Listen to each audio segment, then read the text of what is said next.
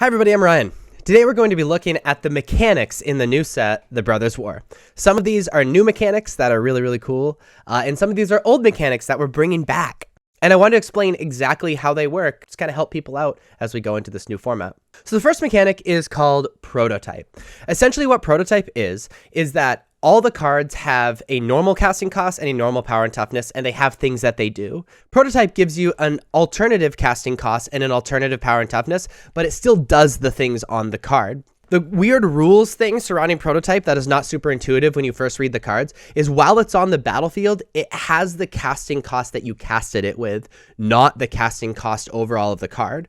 So for example, if you cast Phyrexian Fleshgorger for 7 mana, it's a 7/5 with Menace, Lifelink, Ward, Pay Life equal to Fleshgorger's power. If you play it for its prototype, it is 3 mana, 1 colorless, 2 black, 3/3. It is no longer a 7 mana card. It is no longer a 7/5 card. It is totally replaced by those prototypes. But it still has Menace, Lifelink, Ward, Pay Life equal to Fleshgorger's mana costs. Now this matters for a few things, right? The first one immediately would be like Devotion in Pioneer.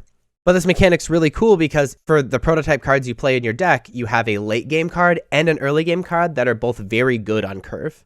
And that's pretty exciting. I like them making cards like that because there's less bad draws, essentially, and there's more actual games of Magic being played.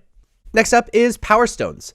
Powerstones are just like another artifact token that a lot of cards in the Brothers War create. These artifacts can be tapped to add a colorless mana. However, this colorless mana can't be spent to cast non-artifact spells, but can be spent for everything else. So obviously they can be spent to cast artifacts, but also they can be used to activate a bunch of different abilities. So it's a form of ramp with like a different sort of defined feature in it.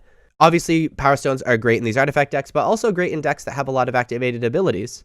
Unearth is coming back. What Unearth is an alternate casting cost for when the creature is in the graveyard. When you unearth something, it comes back from the graveyard. It gains haste, but at the end step, you exile it, or if it ever leaves the battlefield any other way, you exile it instead.